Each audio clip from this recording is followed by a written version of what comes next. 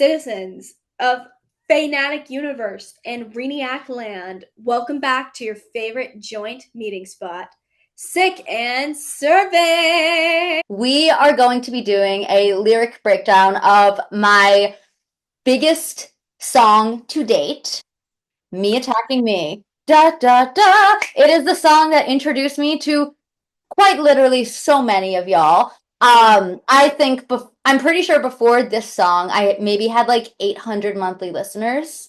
I think it was like something like that, maybe like 1,000 monthly listeners. I don't know, but it was like I really did not have like a lot of traction around my music at all. And then like y'all found this song, and here we are. And I'm so grateful to continue to grow with each and every one of you guys. Y'all mean the absolute world to me.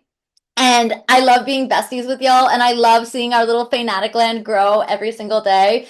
But I know that I have done a cutesy little lyric breakdown on some of my lives before of Me Attacking Me, but I feel like we should just have it documented for everyone to see whenever they feel like having a little lyric breakdown moment for this song. So we're bringing it to the Sick and Serving podcast. Also, for anyone that is new here, and is like, who the fuck is Haley Faye Rosenthal and Renee K? So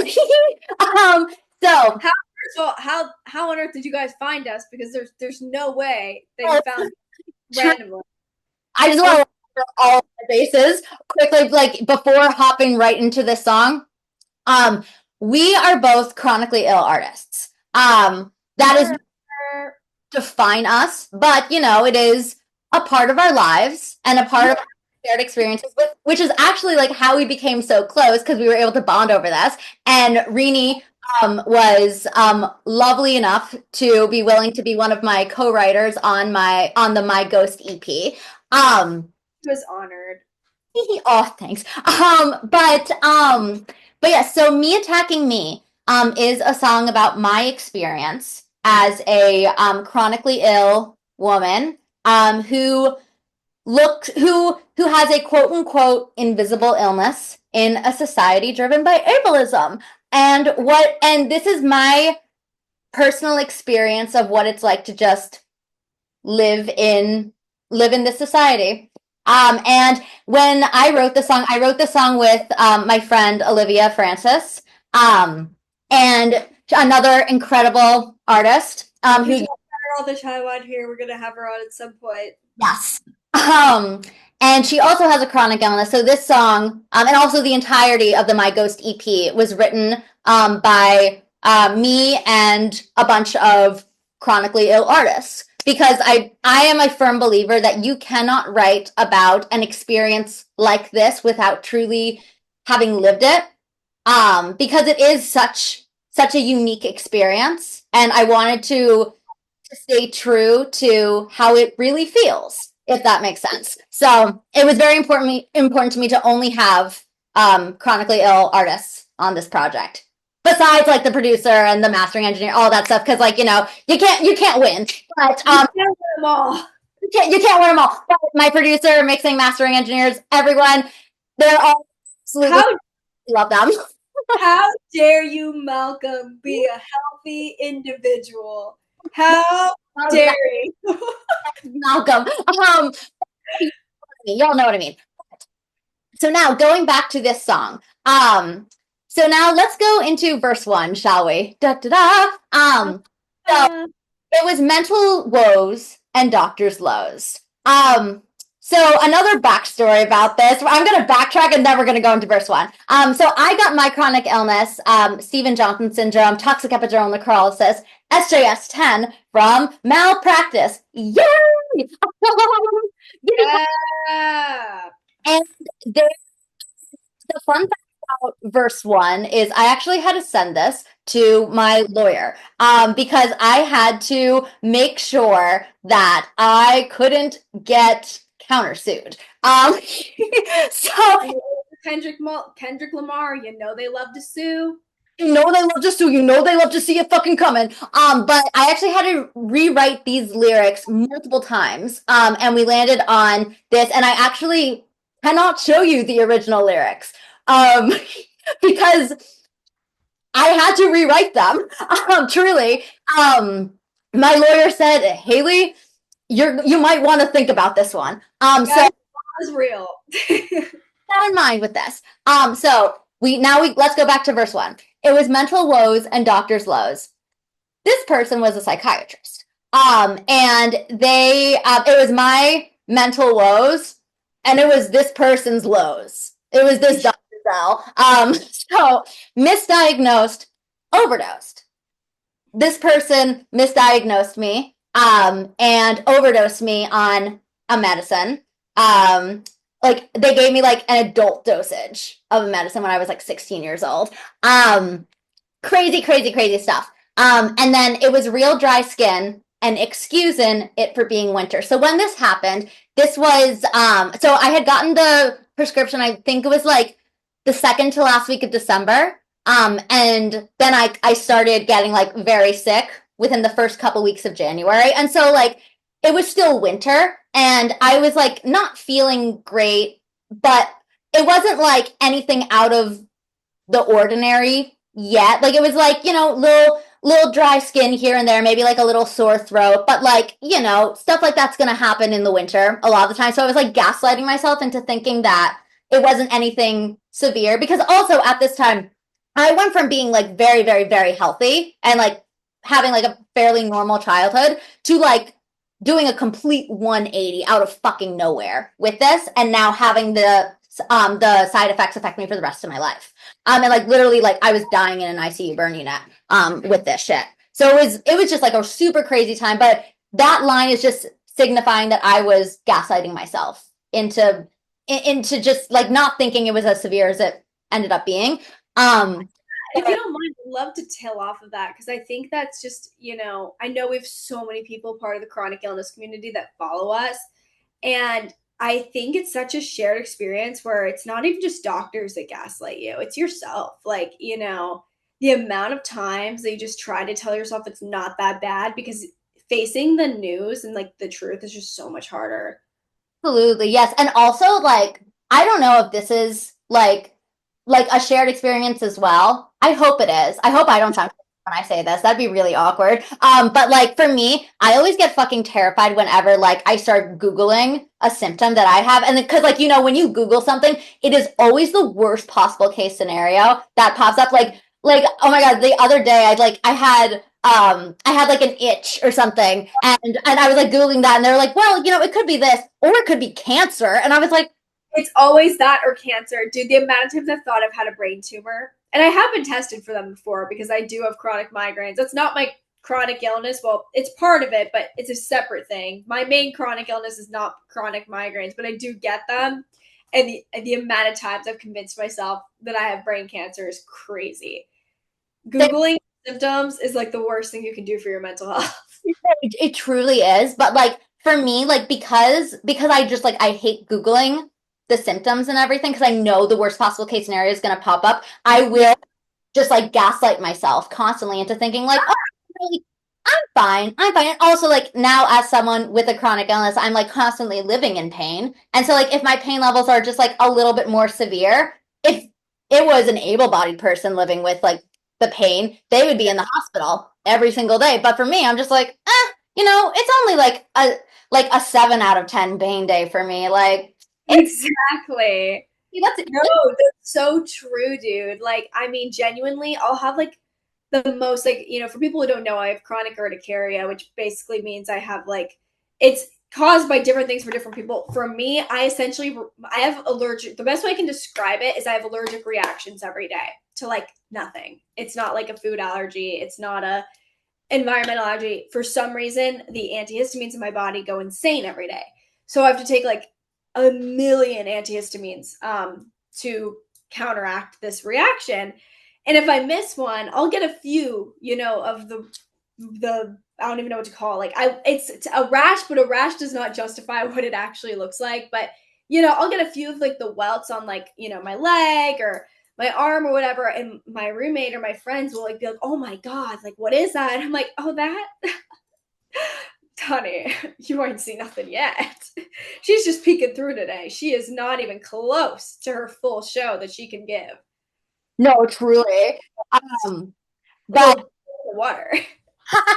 um, but I should probably explain what Steven Johnson syndrome is to anyone that is new or doesn't know.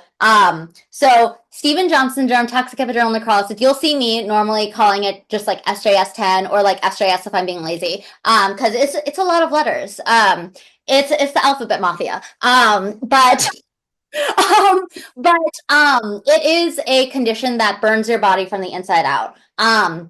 And so 95% of my body was burned from the inside out. So I am a burn survivor. And also huge trigger warning to anyone that's like, oh, like I'm gonna like hot girl look this up.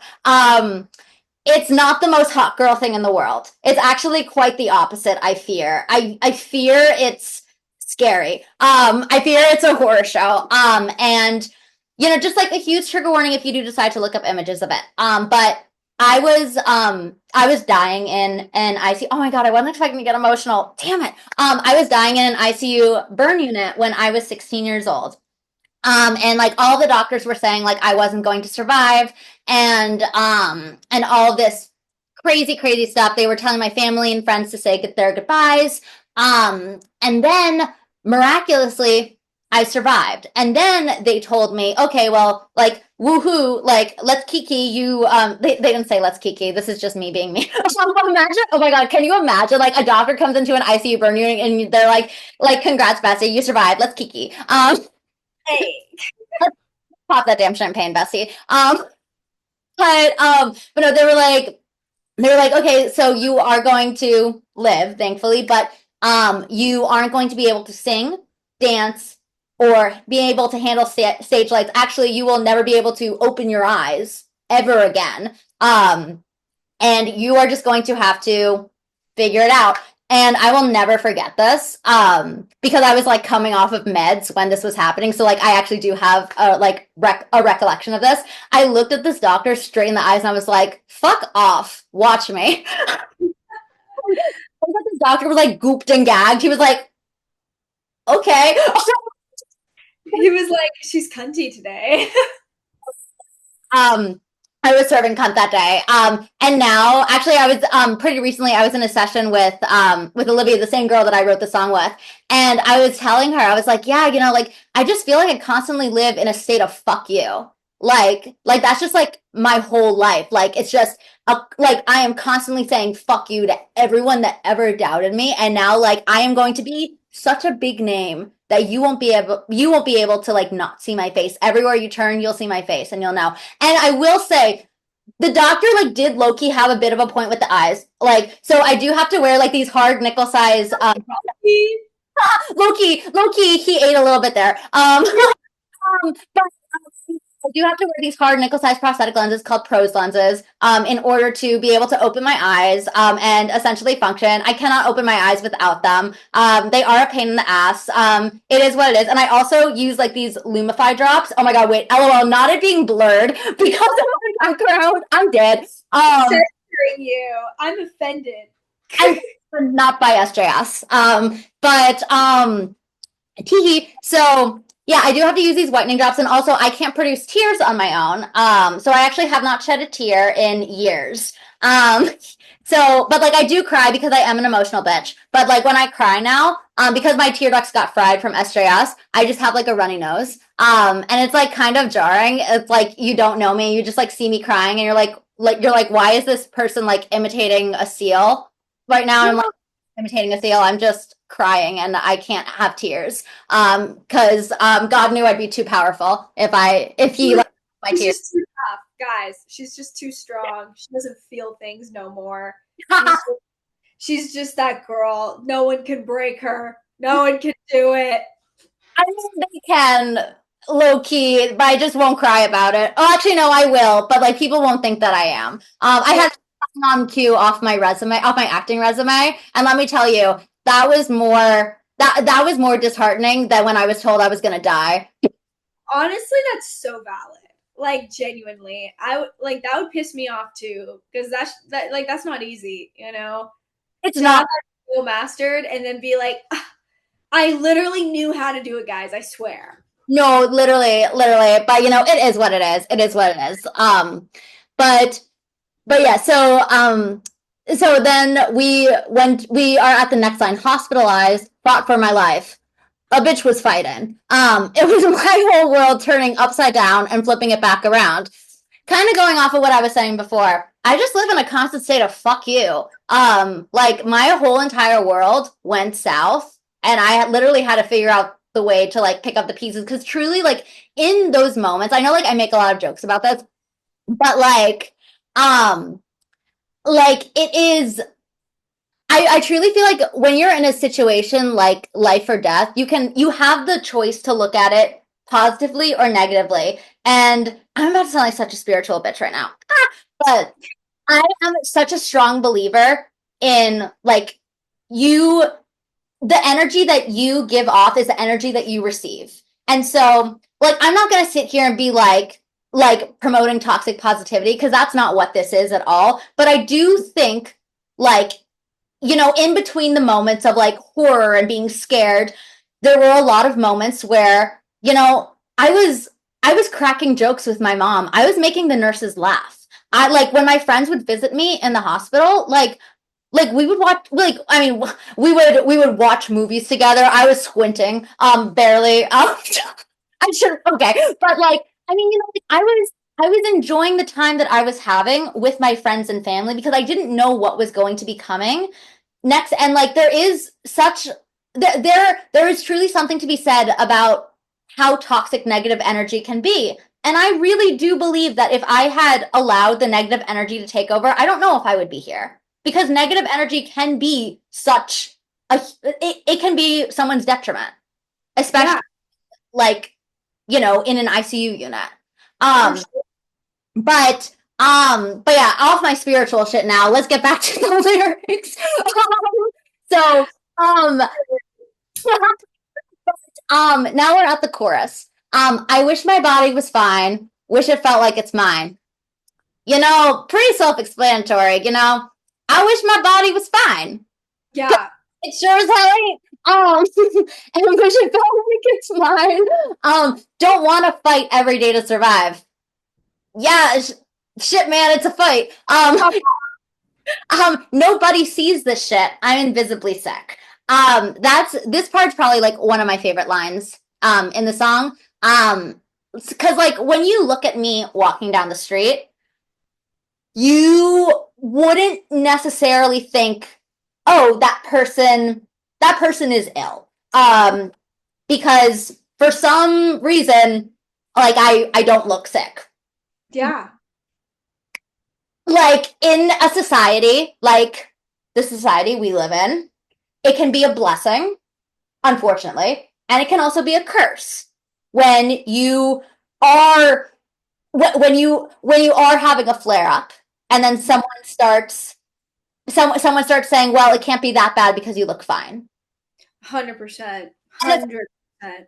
it's also really, really bad too when you say, "Oh, like I'm sick," and they're like, "Oh, but you don't look sick." Like, what the fuck is sick supposed to look like? Let's have for a second. And, Exactly.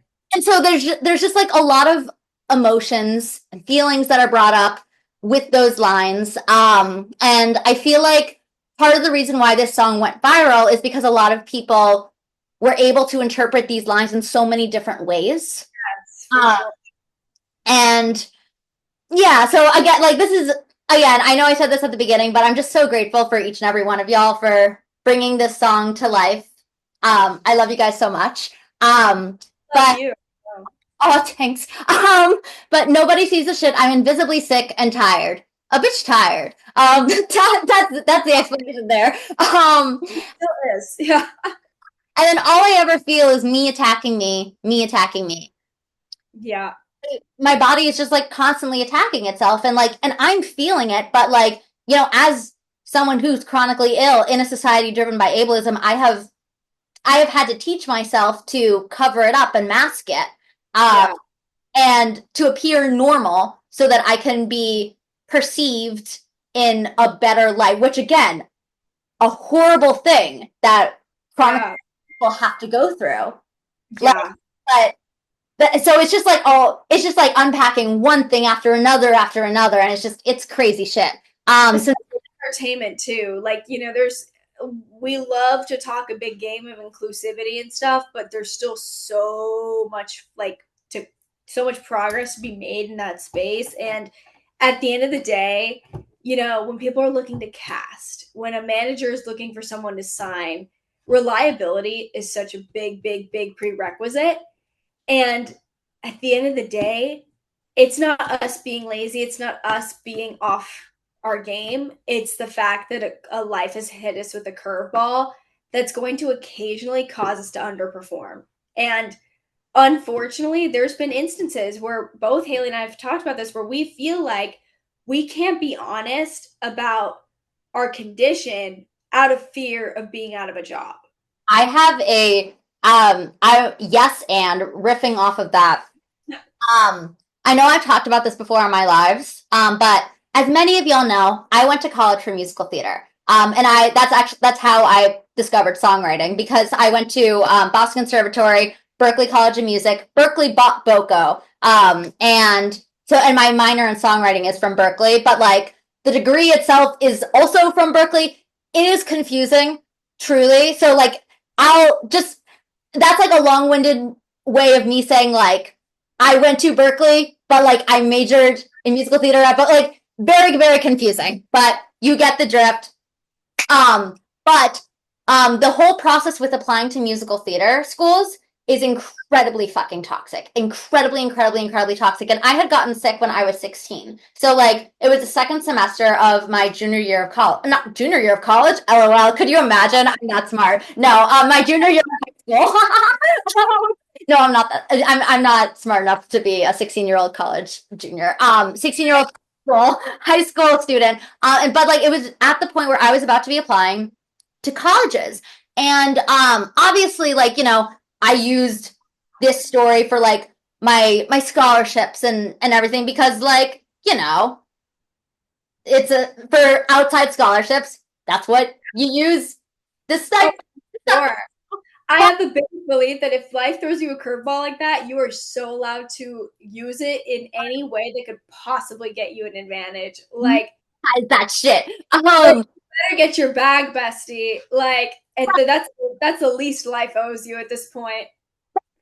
When it came to writing my actual college essays, I'm about to get emotional again over this. I was so scared to say that I am an SJS 10 survivor out of fear that the colleges would see that and they would say, "Oh, well, we can put her aside because there's another little white girl that looks just that looks just like her, that can replace her, who doesn't have a chronic illness." Right. And so, and what's horrible about that is like, yes, I was so scared about that, and like, you know, I still got into a top 10 musical theater program in the country, a very hard school to get into. And it's conservatory, so it wasn't based on grades, it was all based on the audition. But at that time, I was very proud of the fact that I was able to appear not sick. Right. To appear because I could perform just as well, if not better, than my peers that were able-bodied. And to me, that was an accomplishment. And that was something that years later, I realized I needed to unpack, because I realized that was ableism. And like me, the sick girl, had internalized ableism that I needed to figure the fuck out, because, what? Like, it's so like, and also like in the performing arts industry, like what you were saying, like, oh, there's a saying like your body is your job.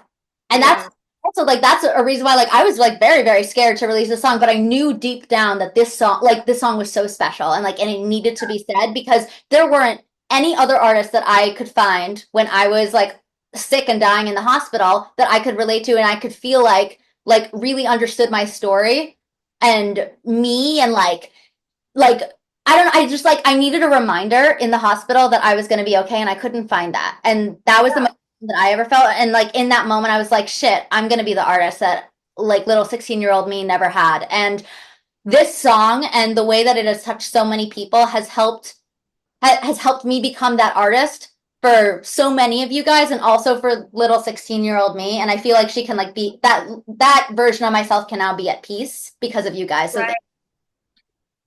Maturing is realizing as an artist is realizing that you're like I'm going to say that again for future editing self because this is a good hook for a video.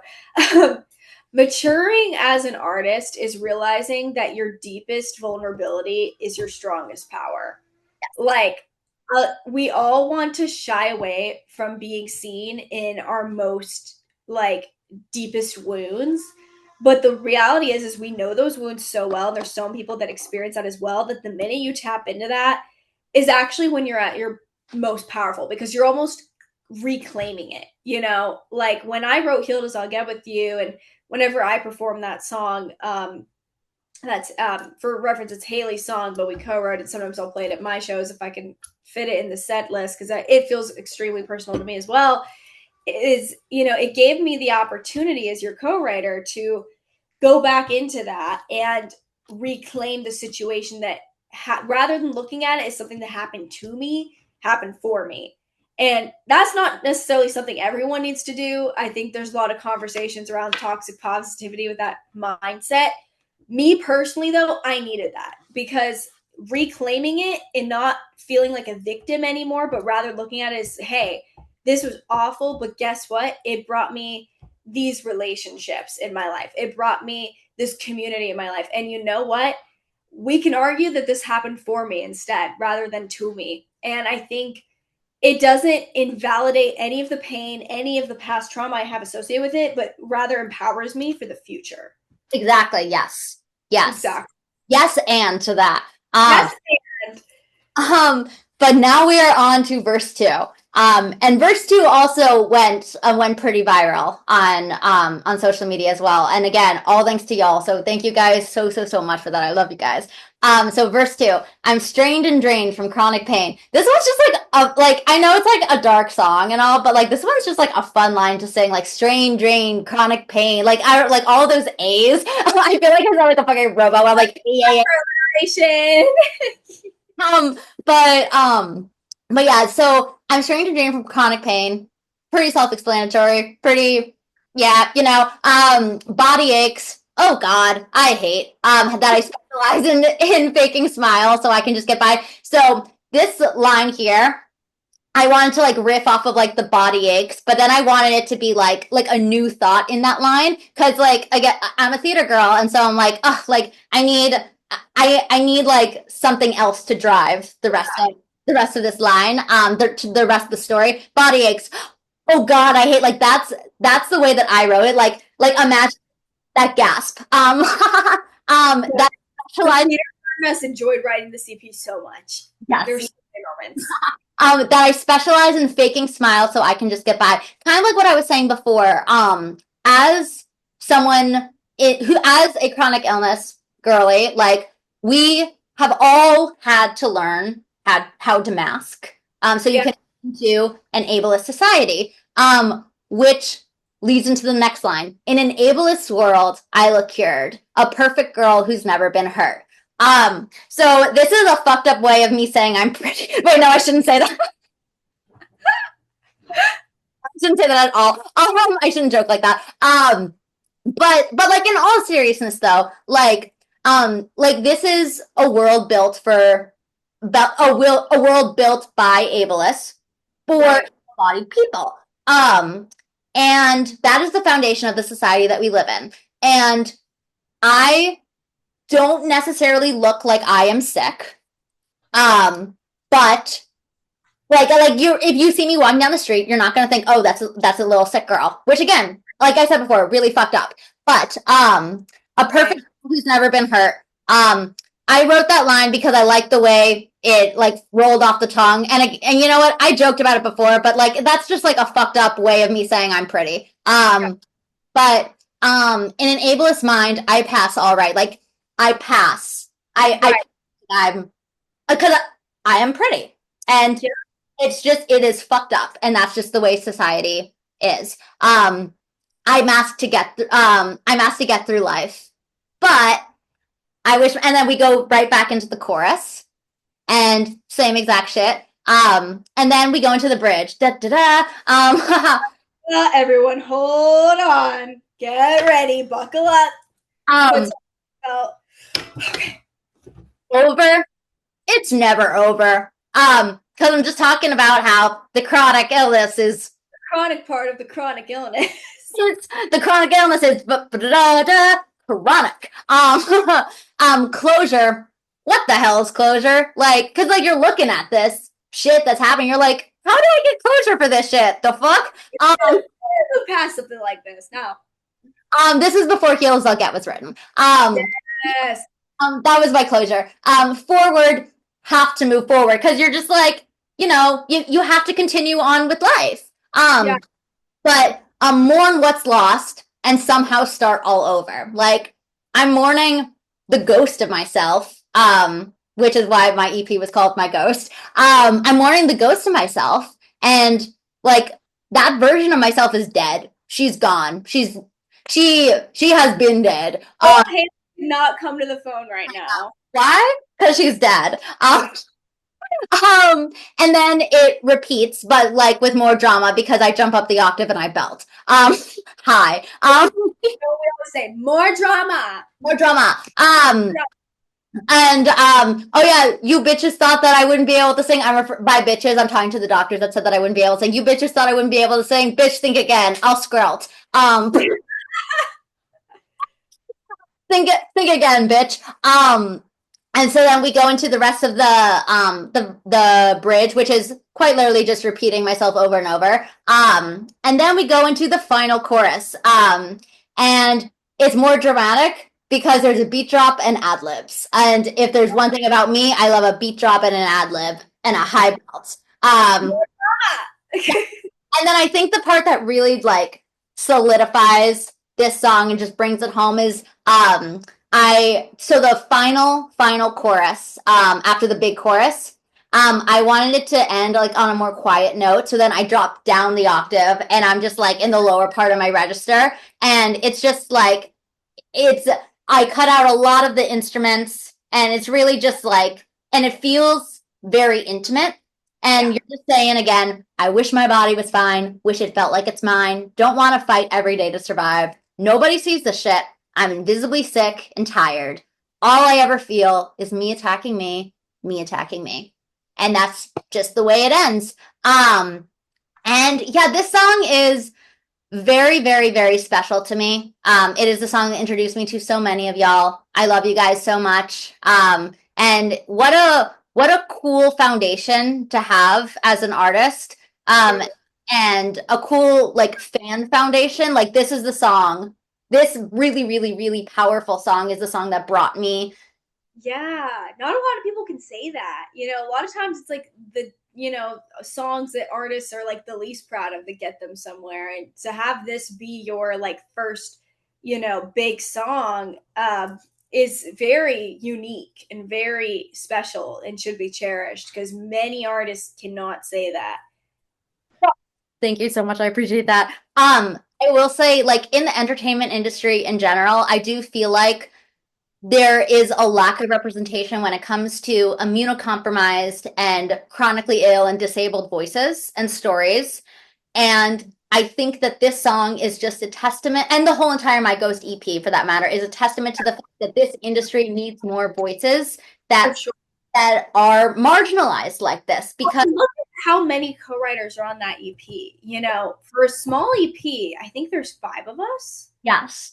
And that's, like that goes to show, look how many people we know in the music industry who are immunocompromised or, have a chronic condition. Like we exist. Like this is not an us thing only. This is not niche, like this is a big experience that so many people face that we should treat as an issue that needs to be brought to light like we treat anything else. Everyone deserves to be able to feel seen and heard through music. Music is a feeling art form, and I will truly never forget the way little 16-year-old me felt when I realized that I couldn't find an artist that was going through what I was going through. And like, it might sound silly when I'm saying this, but like music has always been that escape for me. And like I've always been I've been a playlist girly through and through my entire life. But like I have always been able to find myself through music and in like my darkest situations feel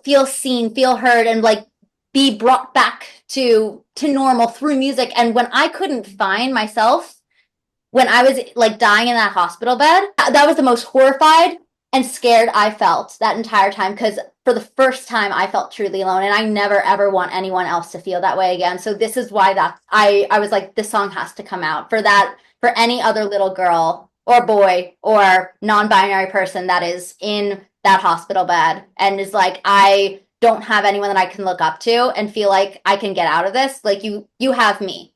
You have Rini. You have Olivia. You have She Is Jules. You have all of these people that are here and are successful and are telling you that you can do anything that you set your mind to. Absolutely. And I think that is a wonderful place to land on for this episode. And Haley, what are we calling this beautiful episode that we have here? This is a fucked up way of me saying I'm pretty. Serving I'm pretty. Serving oh wait, maybe serving pretty sick. Serving me, attacking me. Maybe we should just call it that. Rid of me attacking me. This could get really bad. But yeah, well, we love y'all so much. Thank you guys for caring about the stuff that we do. Yes. You can follow Haley at Haley F. Rosenthal everywhere you have social media. She makes it nice and easy. I like to make it hard. You can follow me at Rini K Official on Instagram and Snapchat, and Rini K Music on TikTok and YouTube. One day they'll all be the same, just not today. All right. We love you so much. Goodbye. Catch y'all in the next 2 weeks.